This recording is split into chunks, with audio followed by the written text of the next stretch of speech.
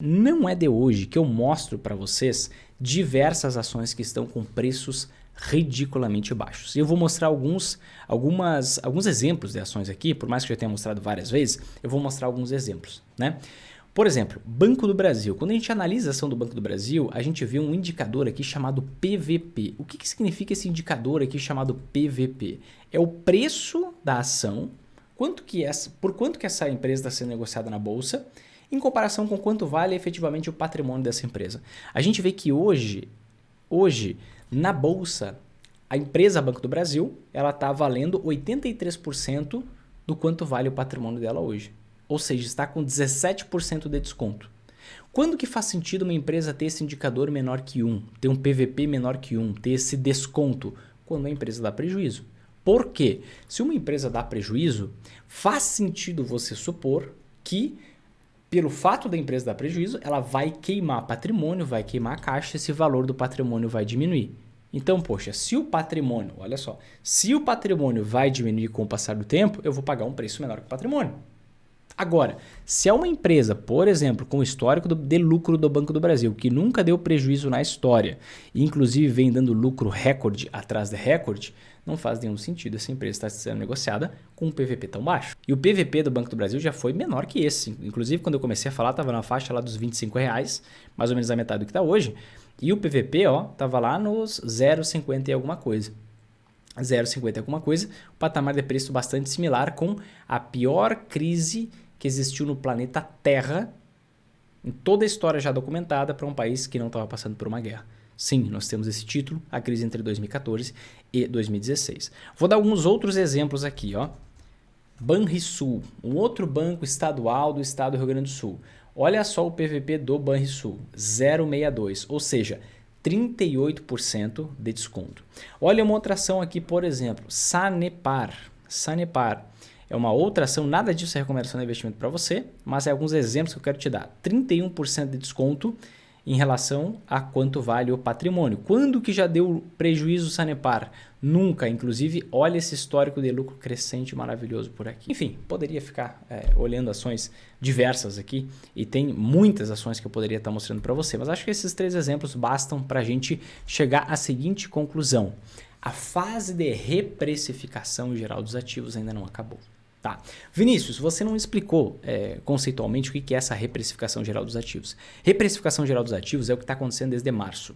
Deixa eu mostrar aqui para você. O que a gente viu acontecer, por exemplo, em 2023? Em 2023 a gente viu uma alta modesta aqui logo em janeiro, depois as ações desabaram, só que a partir de março, o que a gente teve? A gente teve o início das elucubrações, das expectativas de que efetivamente a nossa taxa Selic, a nossa taxa básica de juros, ia começar a cair.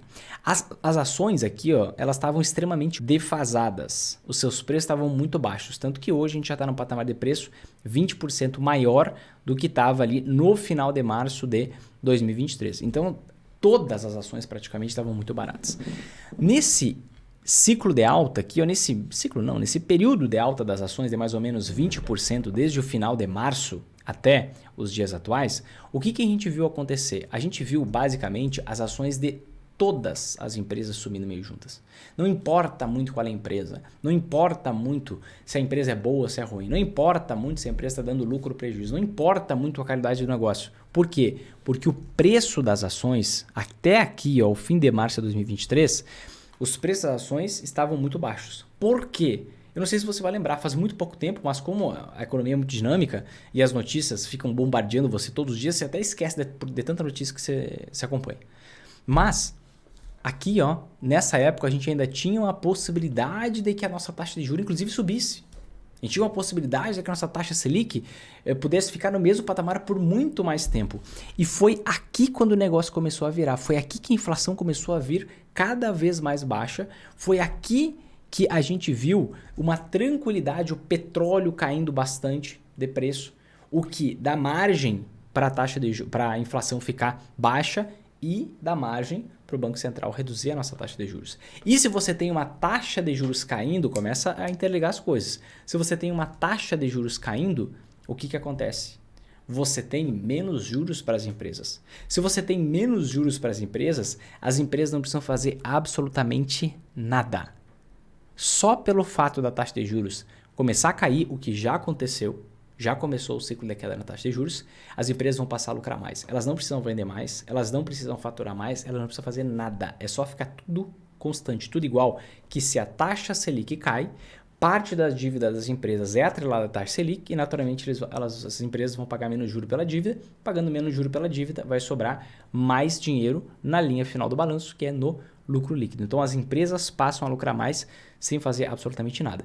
Então, na primeira expectativa mais material de que a taxa de juros efetivamente ia começar o seu ciclo de quedas, não se sabia naquela época quando que ia começar, tinha várias apostas, o pessoal já apostava que logo na sequência ia começar a cair o juro e não começou, demorou mais tempo.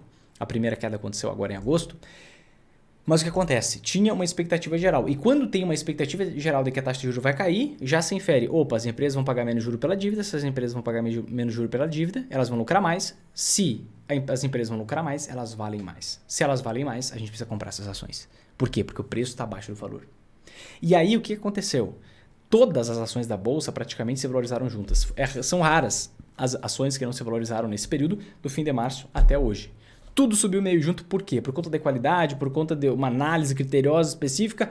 Não, simplesmente por conta de uma reprecificação. Estava tudo muito barato e agora tem muita coisa ainda barata. Não está extremamente, estratosfericamente barata, mas tem muita coisa ainda barata, como eu mostrei para você. Exemplos, na minha avaliação, não é recomendação de investimento para você. Banco do Brasil, Banrisul, Sanepar e diversas outras empresas que também valem menos do que o valor do seu patrimônio. Então a gente ainda está, por conta desse preço muito baixo, a gente ainda está nessa fase da reprecificação geral dos ativos. Então, nos próximos meses, essas ações baratas, você vai ver tudo subindo meio junto. Tá? Não importa muito a especificidade da ação.